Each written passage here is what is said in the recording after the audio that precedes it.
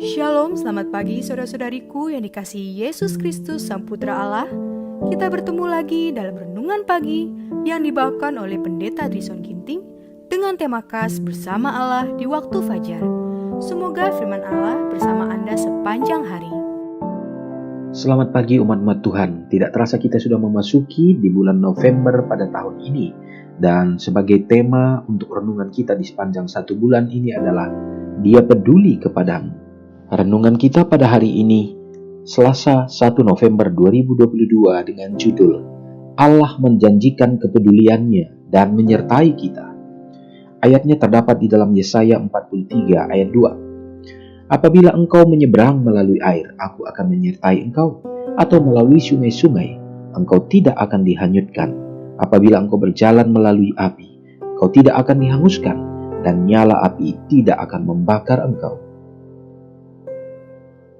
Pada zaman kita ini, banyak dari hamba-hamba Allah walaupun tidak melakukan kesalahan sama sekali, akan diserahkan untuk menderita penghinaan dan tindakan sewenang-wenang di tangan mereka yang diilhamkan setan, yang penuh dengan permusuhan dan kemabukan agama. Amarah manusia terutama akan bangkit melawan mereka yang memuliakan hari Sabat, hukum yang keempat, dan akhirnya suatu perintah seluruh dunia akan mengumumkan orang-orang ini pantas dihukum mati.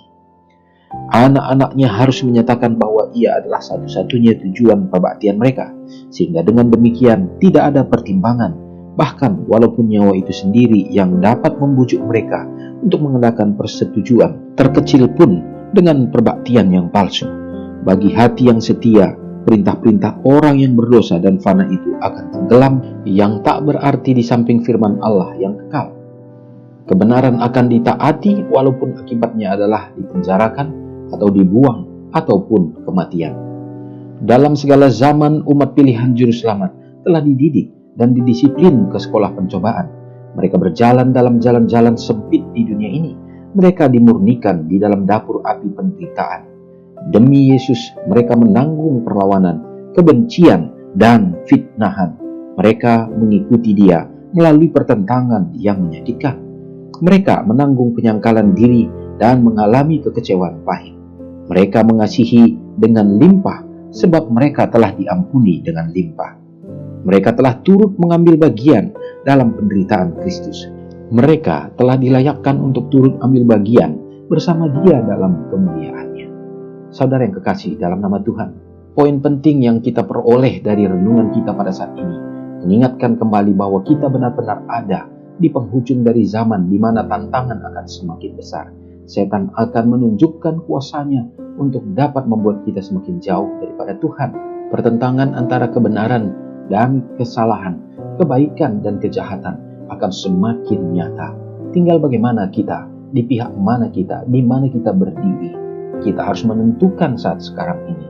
Tetapi satu hal yang pasti, bahwa Allah menjanjikan perlindungan, kepeduliannya kepada umat-umat yang memelihara hukum-hukumnya, yang mana semua itu akan menuntun mereka dapat diperhadapkan kepada kesulitan, kesusahan, penderitaan, bahkan mungkin kematian. Tetapi umat-umat Tuhan harus tetap teguh, oleh karena inilah perjuangan untuk kita akan disempurnakan untuk layak menjadi anak-anak Tuhan. Semoga kita diteguhkan dan dikuatkan dalam menuruti akan peraturan-peraturan dan perintah. Mari kita sama-sama berdoa. Allah Bapa yang bertahta dalam kerajaan surga, terpujilah Engkau ya Tuhan. Terima kasih untuk pekabaran di pagi hari ini. Kami memperoleh kekuatan dan jaminan di mana Tuhan akan menyertai kami. Walaupun kami hidup dalam tantangan dan cobaan yang begitu berat untuk menunjukkan bagaimana kesetiaan kepada perintah-perintah Tuhan. Tetapi Tuhan berjanji tidak akan meninggalkan dan tetap akan memelihara umat-umat. Terima kasih ya Bapa, biarlah kiranya berkat ini menjadi bagian kami sehingga kami teguh, semakin setia di dalam menjadi terang dan garam di sekitar kami, di lingkungan di mana kami berada, sehingga Tuhan dipermuliakan. Terima kasih Tuhan, Hamba-Mu berdoa bagi umat-umat-Mu dimanapun berada pada pagi hari ini, baik di pedesaan, di perkotaan, dalam berbagai pekerjaan yang dilakukan oleh umat-umat-Mu.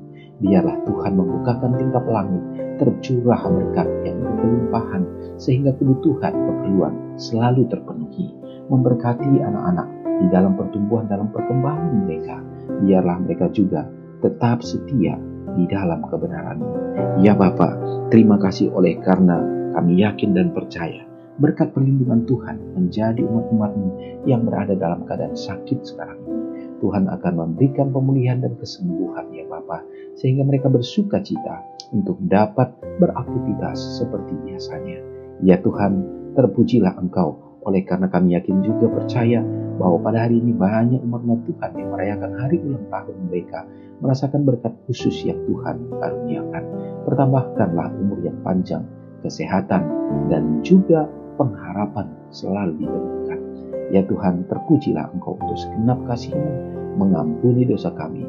Karena doa ini hamba-Mu serahkan hanya di dalam nama Yesus yang menjadi juru selamat kami. Amin. Ingatlah Matius 5 ayat 13-16. Biarlah kamu menjadi garam yang mengasinkan dan terang yang menyinari kehidupan orang lain. Jangan lupa subscribe, like, dan share ke seluruh dunia.